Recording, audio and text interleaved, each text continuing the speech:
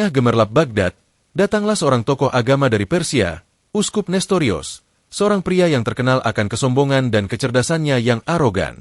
Uskup Nestorios adalah seorang ahli teologi dan filsafat yang selalu ingin membuktikan bahwa keyakinannya superior dibandingkan semua yang lain. Uskup Nestorios datang ke istana Khalifah Harun al-Rashid tidak untuk berdamai, melainkan untuk menantang. Paduka Khalifah, ujar Uskup Nestorios dengan suara yang lantang di balai musyawarah. Saya telah berkeliling dunia, dan saya telah melihat banyak orang yang beriman tanpa dasar logika.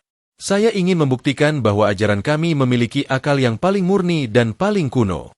Izinkan saya berdebat dengan ulama terbaik Anda. Saya ingin melihat siapa yang paling dekat dengan kebenaran abadi. Para ulama Baghdad menolak berdebat karena khawatir Uskup Nestorios akan mencela agama mereka dengan retorika yang licik. Khalifah Harun al-Rashid, yang selalu menyukai drama intelektual, tahu siapa yang harus dipanggil.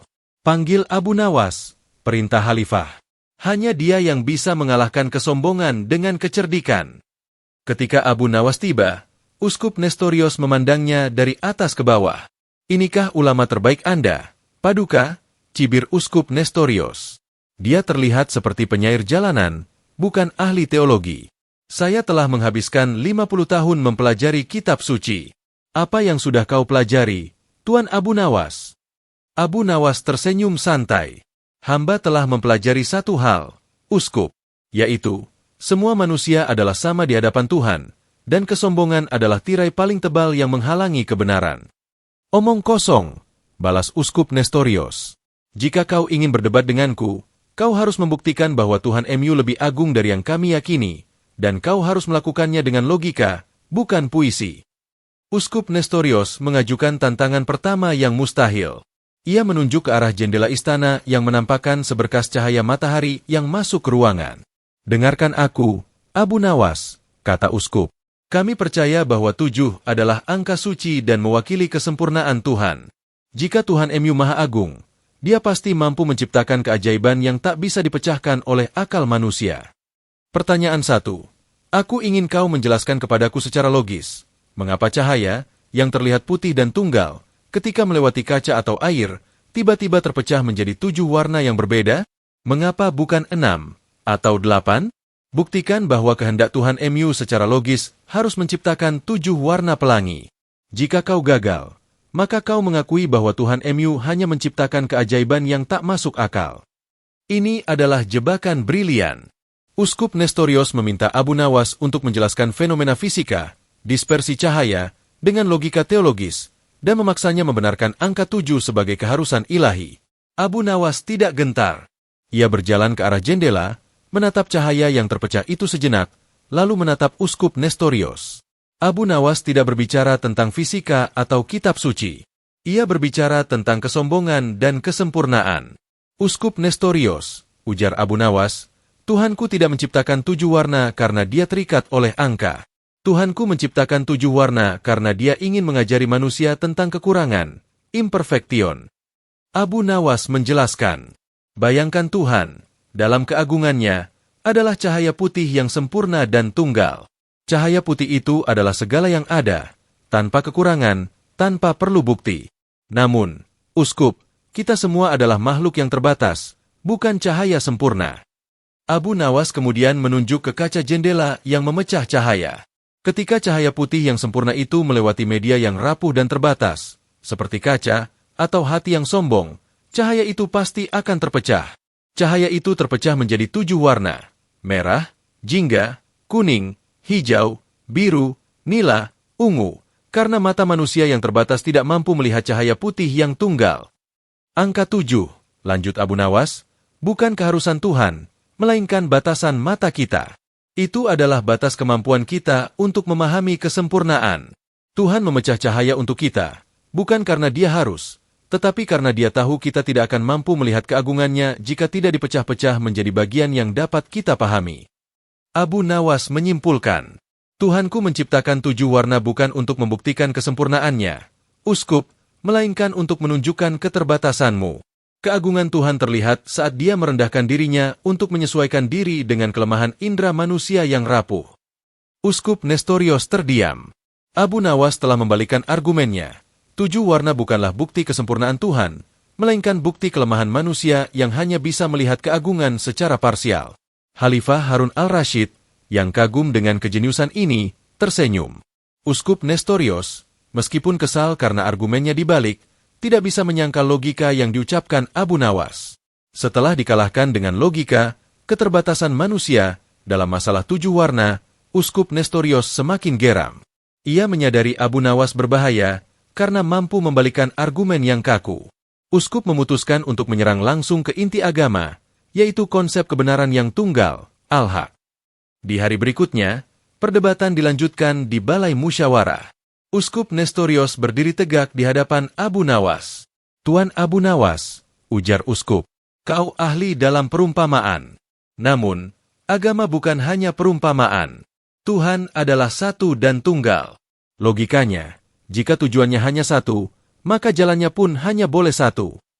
Uskup Nestorios menatap khalifah dan para ulama, lalu menunjuk ke Abu Nawas. Pertanyaan 2. Kami percaya pada kebenaran tunggal, yang berarti ajaran kami adalah jalan satu-satunya menuju Tuhan. Jika Tuhan MU menghendaki banyak jalan, maka dia bukan lagi tunggal, melainkan membingungkan. Tunjukkan kepadaku bukti fisik yang logis. Bagaimana mungkin kebenaran yang tunggal dan tidak terbagi itu dapat berada dalam banyak bejana, agama, tanpa kehilangan kemurniannya? Jika kau gagal membuktikan bahwa banyak jalan dapat menampung satu kebenaran, maka jalan kami adalah satu-satunya yang sah. Ini adalah tantangan yang sangat sensitif, mengancam untuk meruntuhkan toleransi beragama khalifah dan menempatkan Abu Nawas di posisi yang membela relativisme atau kemusyrikan. Abu Nawas tersenyum mendengar pertanyaan itu. Ia menyadari kesombongan Uskup Nestorios terletak pada penyembahan terhadap bentuk wadah, bukan isinya. Abu Nawas membungkuk kepada khalifah. "Paduka, hamba memerlukan bantuan visual untuk membuktikan kebenaran. Hamba hanya memerlukan 2 bejana air yang identik dan air segar dari sumur istana." Pelayan segera membawa 2 mangkuk perak yang sama persis dan ember kecil berisi air. Abu Nawas mengambil mangkuk pertama dan menuangkan air ke dalamnya hingga penuh. "Uskup Nestorios," kata Abu Nawas, "lihatlah bejana ini. Di dalamnya ada air yang jernih. Anggaplah air itu adalah kebenaran tunggal dari Tuhan, al-haq. Dan bejana ini adalah agama atau jalan yang kita yakini. Air ini adalah air, dan bejana ini adalah bejana," balas Uskup Nestorios, tidak sabar. Abu Nawas kemudian mengambil mangkuk kedua. Ia tidak mengisinya dengan air. Sebaliknya, ia memukul mangkuk itu dengan keras menggunakan sendok, hingga mangkuk itu mengeluarkan bunyi nyaring, lalu melemparkan segenggam pasir ke dalamnya. "Sekarang uskup, lihatlah kedua bejana ini," ujar Abu Nawas, membandingkan mangkuk yang berisi air jernih dengan mangkuk yang kotor dan berpasir. Bejana pertama berisi air murni, kebenaran. Bejana kedua berisi pasir, kotor, dan berisik, diisi dengan kesombongan dan pertengkaran. Keduanya memiliki bentuk yang sama. Apakah bentuk bejana yang sama menjamin isinya sama? Uskup. Uskup Nestorios ragu-ragu. Tentu saja tidak. Isinya berbeda. Abu Nawas melanjutkan, menunjuk ke bejana yang berisi pasir. Bejana ini adalah orang-orang yang mengklaim jalannya satu-satunya yang benar, tetapi hati mereka penuh dengan pasir kesombongan dan kotoran kebencian. Mereka menyembah bentuk bejana, ritual dan ajaran, tetapi isinya telah mereka buang. Kebenaran tunggal tidak akan pernah mau berdiam di bejana yang kotor seperti ini. Abu Nawas mengambil bejana pertama, yang berisi air murni, dan perlahan-lahan menuangkan seluruh isinya ke dalam bejana yang kotor tadi, mangkuk kedua.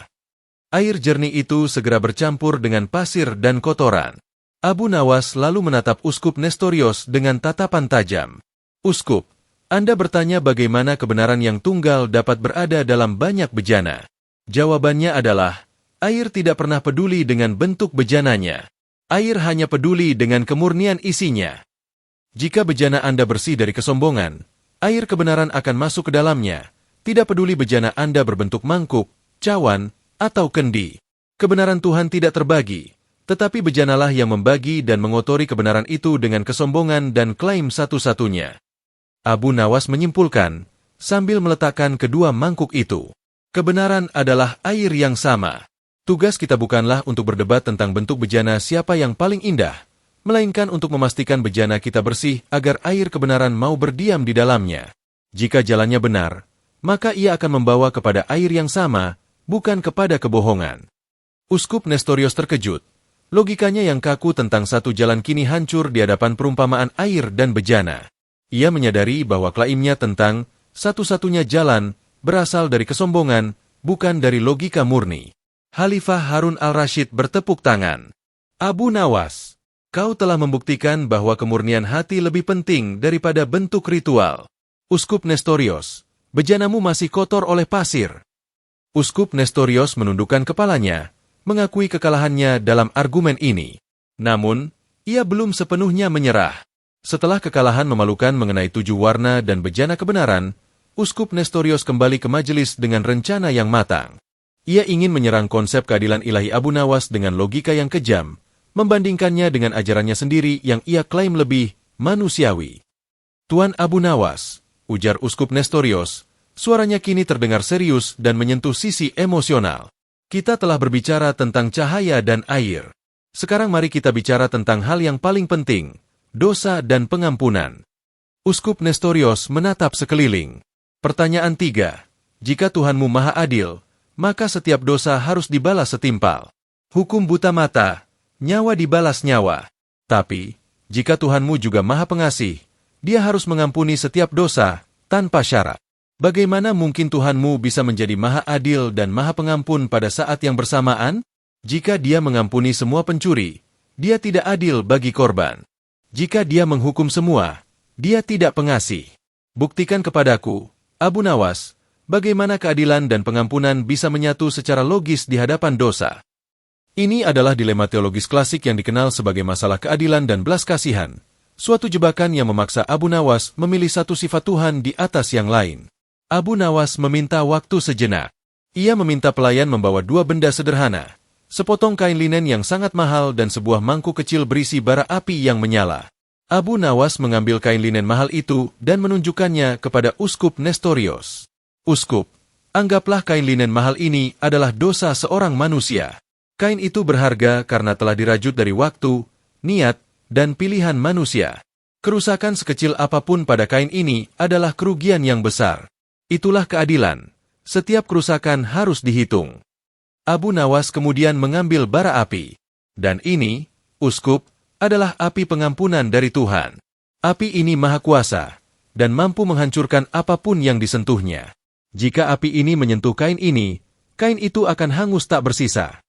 Abu Nawas menatap Uskup Nestorios, lalu bertanya dengan tenang. Uskup, jika saya ingin membuktikan keadilan Tuhan, menghitung kerusakan, dan pengampunan Tuhan, menghilangkan dosa, bagaimana saya harus menggunakan api ini pada kain ini? Uskup Nestorios menjawab cepat. Jika kau menyentuhkannya, kain itu hangus. Kau menghancurkan dosanya, tetapi kau menghapus jejak keadilan. Kau menghukumnya tanpa menghitung nilainya. Abu Nawas tersenyum. Ia menolak menempelkan bara api itu ke kain. Sebaliknya, ia melakukan 3 tindakan yang mengejutkan. Pertama, Abu Nawas mengambil pisau kecil dan memotong 1 helai benang dari kain linen itu. Helai ini adalah hitungan adil dari dosa, Uskup. Kami tahu betapa mahalnya helai ini.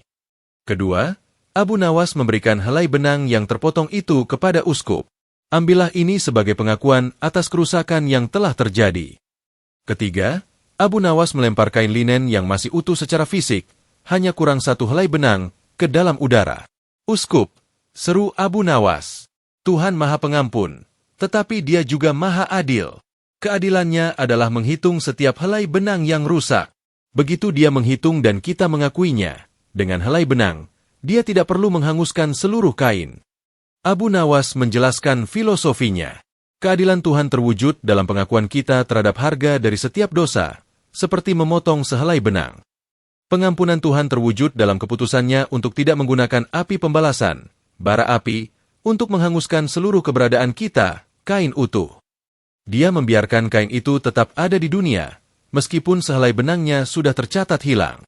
Tuhan mengampuni, bukan dengan melupakan keadilan, melainkan dengan memilih untuk tidak menggunakan kekuatannya untuk menghancurkan, setelah hitungan, hukuman, dipenuhi oleh penyesalan. Uskup Nestorios tertegun.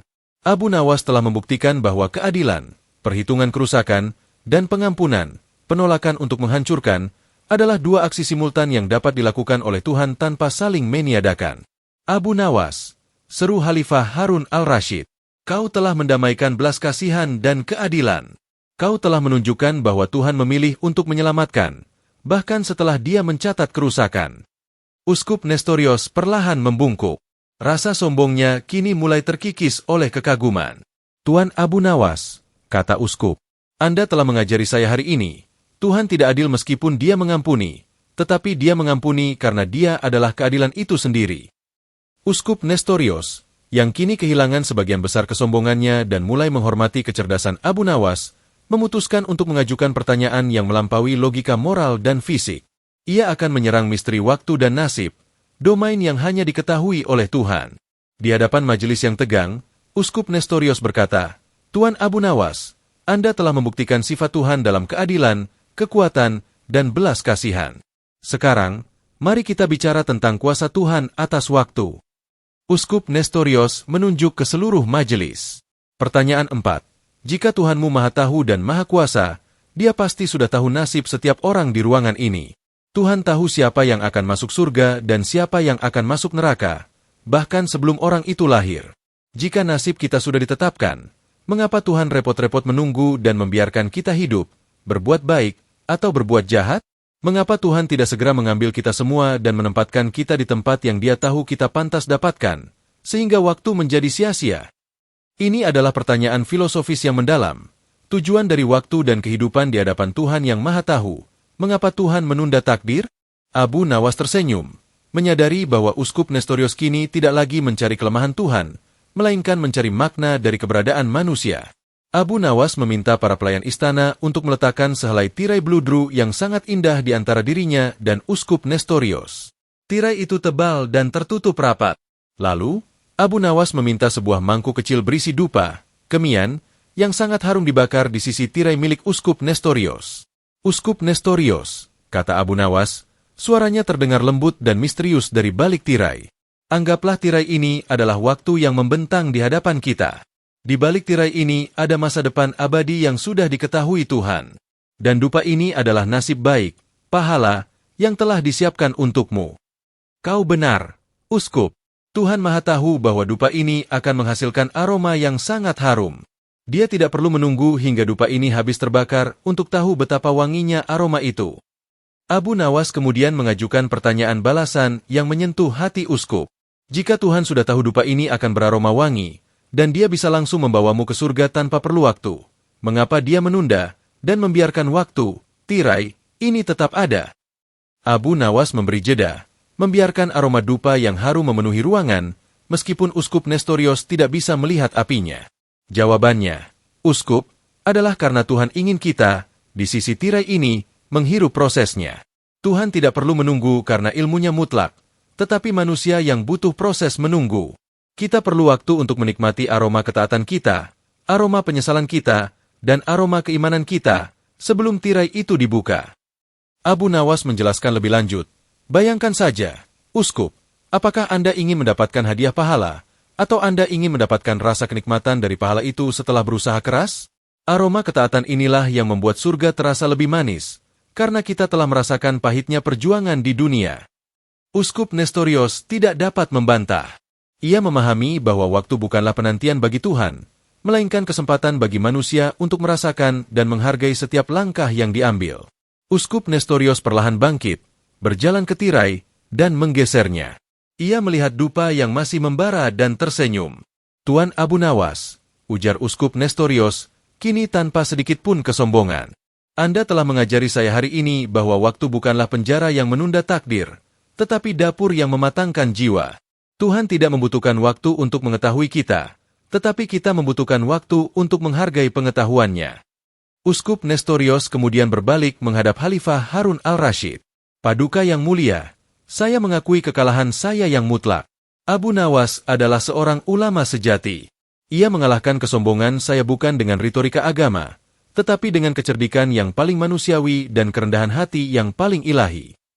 Uskup Nestorios meminta maaf kepada majelis dan mengakui bahwa semua agama, jika dipraktikkan dengan kerendahan hati, bejana yang bersih, dan kesadaran akan keterbatasan diri, 7 warna, akan membawa kepada kebenaran yang tunggal. Ia berjanji akan meninggalkan kesombongan. Khalifah Harun al-Rashid bangga. Ia menghadiahi Uskup Nestorios dengan hadiah perpisahan yang layak dan memberikan Abu Nawas hadiah emas yang besar. Abu Nawas, sang penjaring akal budi, ujar Khalifah. Kau tidak hanya memenangkan debat, kau telah mengubah hati yang sombong menjadi rendah hati. Inilah kemenangan sejati yang melampaui filsafat.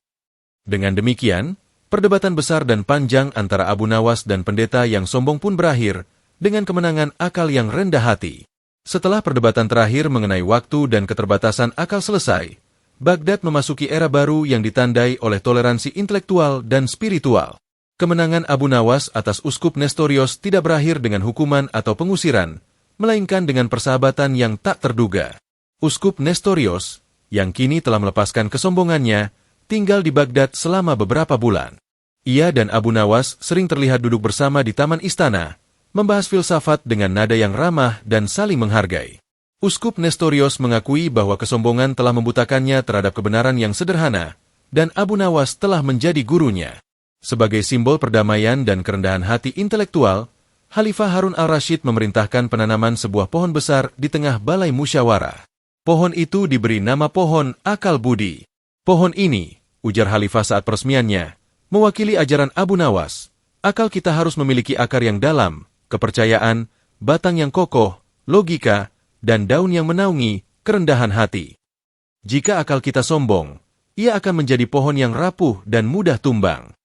Beberapa dekade kemudian, saat Abu Nawas sudah tua dan sakit-sakitan di ranjangnya, ia dikunjungi oleh sahabat lamanya, Syekh Musalim, mantan ulama fatalis, dan Zaid al-Mantiki, mantan filsuf skeptis, yang kini telah menjadi murid setianya. Wahai Abu Nawas, ujar Syekh Musalim dengan air mata, kau telah mengajarkan kami cara hidup yang paling cerdas. Sekarang, saat tirai waktu akan dibuka untukmu, apakah akalmu masih setenang dulu? Abu Nawas tersenyum lemah. Syekh, bertahun-tahun yang lalu, aku dikalahkan oleh bayangan diriku sendiri. Aku belajar bahwa akal harus diam di hadapan kematian. Sekarang, akalku telah diistirahatkan. Abu Nawas kemudian memandang ke langit-langit, dan mengucapkan kalimat terakhir yang menjadi kesimpulan dari seluruh perjalanannya. Aku tidak datang menghadap Tuhan dengan membawa logika-logika yang kumenangkan. Aku datang menghadap Tuhan dengan membawa kerendahan hati dan pengakuan akan batasan akalku. Karena yang terpenting adalah memiliki hati yang bersih di dalam bejana yang kotor. Setelah Abu Nawas wafat, kebijaksanaannya, yang sering diselipkan dalam bentuk anekdot lucu dan perdebatan konyol, terus hidup di Baghdad. Ia membuktikan bahwa humor, akal sehat, dan kerendahan hati adalah senjata paling ampuh untuk mendekati kebenaran, jauh lebih efektif daripada kesombongan dan kekakuan. Abu Nawas tidak hanya meninggalkan puisi atau emas, ia meninggalkan warisan akal budi, sebuah pengajaran bahwa kecerdasan sejati adalah kecerdasan yang tunduk pada kerendahan hati.